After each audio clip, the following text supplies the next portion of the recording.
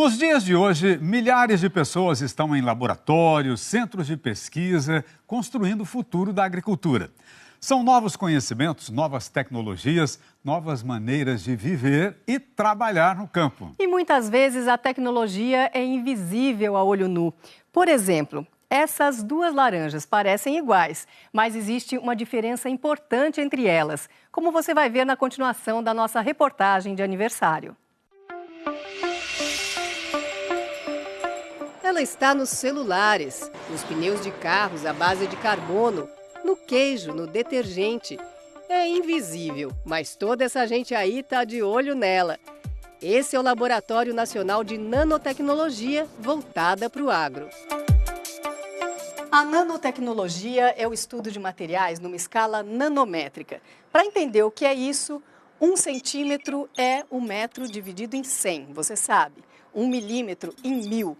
1 nanômetro é 1 metro dividido em 1 bilhão. Para enxergar partículas assim tão pequenas, são necessários microscópios capazes de ampliar em pelo menos 100 mil vezes. Esse outro aqui aumenta em 600 mil vezes e é um trabalho tão delicado que ele tem uma base de concreto maciço que vai até 2 metros de profundidade. Essa base é isolada do prédio para impedir que qualquer trepidação atrapalhe a visualização. E esses microscópios geram imagens incríveis. Essas nanopartículas têm maior adesão em outros materiais, em folhas ou nos implantes ósseos, por causa desse tamanho que é menor. Então a gente aumenta a eficiência de aplicação de uma série de substâncias na agricultura e na pecuária. Veja a diferença de comportamento entre partículas maiores de algodão colorido e partículas nano. As maiores vão para o fundo. As nanopartículas ficam misturadas no líquido. É o que chamam de nanoemulsão. Nesse laboratório, a nanoemulsão é a base de cera de carnaúba. Esses mamões foram revestidos com o produto. Os outros, bem mais maduros, não. O mesmo se repete com as laranjas aqui a 1 mês. Dá para ver que ela está mais firme. Mais firme, e essa daqui bem mais murcha. Como é que funciona essa nanoemulsão?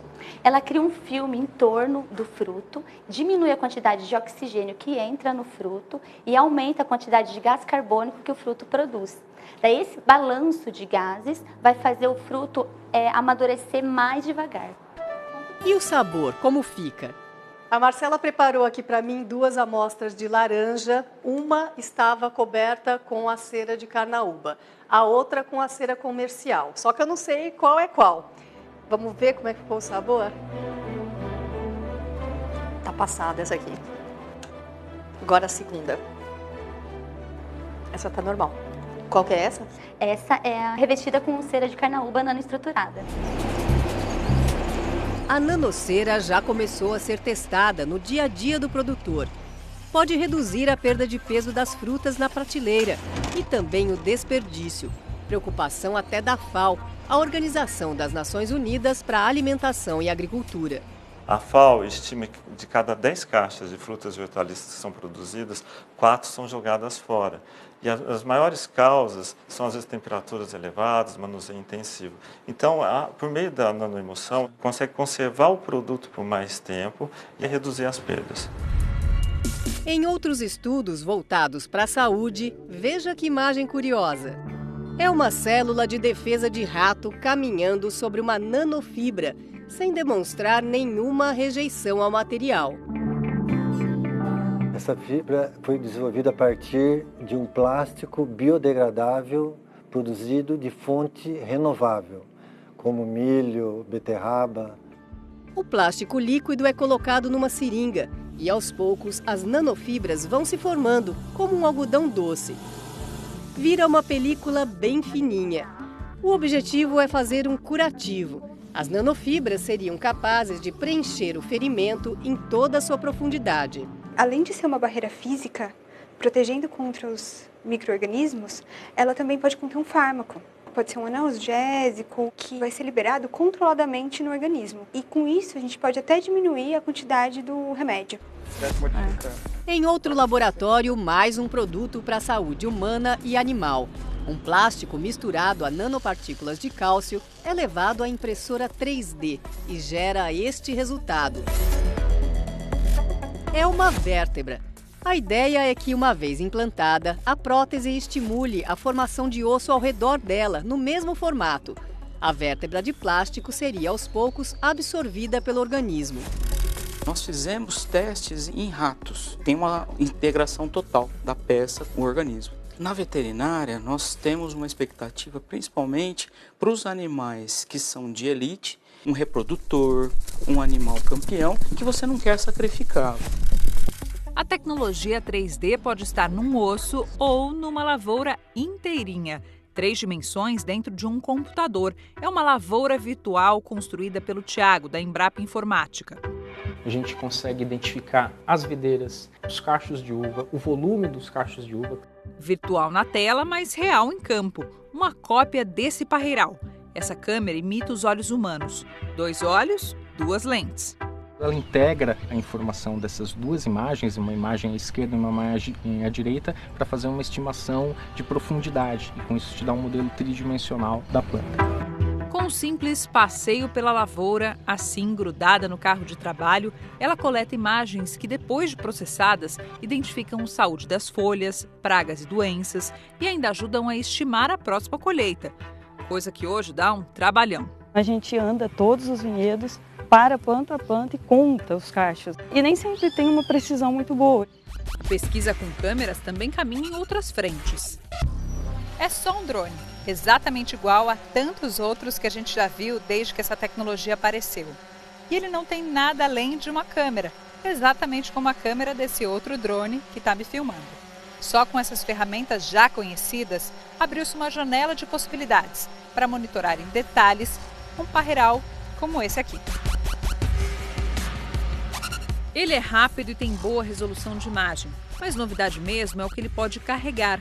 Uma câmera que faz 3D ou sensores variados. É uma geração de máquinas que consegue ver e consegue fazer uma série de novas tarefas porque elas conseguem enxergar onde elas estão e no que elas estão atuando.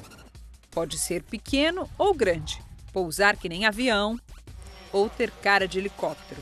O Gabriel é apaixonado por cada um deles.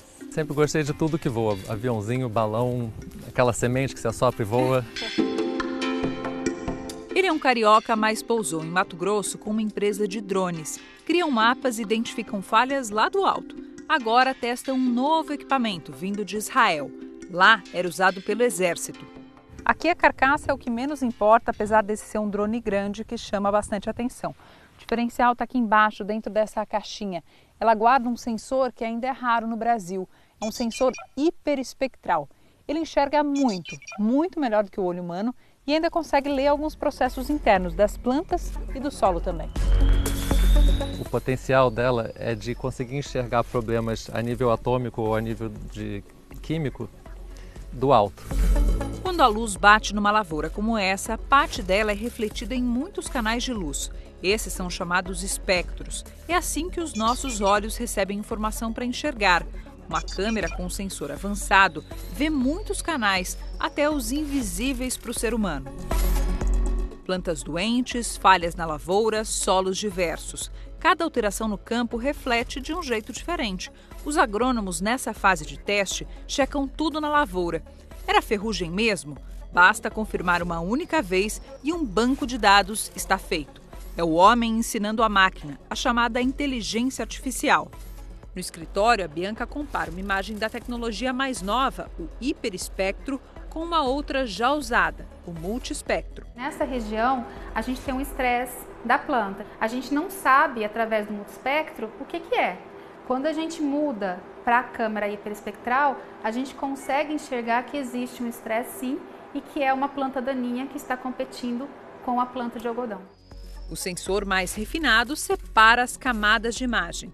Uma para ferrugem, outra para daninhas, pragas. A multiespectro, 8 camadas e a hiperespectro, aproximadamente 200 camadas, 200 bandas diferentes. A promessa é um manejo muito preciso e, assim, menos agrotóxicos. Agora imagine a sua propriedade sendo monitorada por um equipamento que tem o tamanho de uma caixa de sapato. pesa 12 quilos e fica a 500 quilômetros de distância. É esse equipamento aqui, olha, o nanosatélite, que já está sendo desenvolvido no Brasil. O VCube, como foi batizado, surgiu como uma miniatura mais barata para testar um satélite maior. Pequenininho, conseguiu a mesma eficiência. O VCube ele tem uma câmera de alta resolução, 3,5 metros, que está otimizada para aplicações agrícolas e aplicações de proteção ambiental. E ela vai ter também um sistema de coleta de dados, né, voltados para a internet das coisas. No espaço, ele captará imagens como estas, enviadas hoje por satélites bem maiores e muitas vezes estrangeiros. Uma área que teve um desmatamento, que ficou bem claro aqui.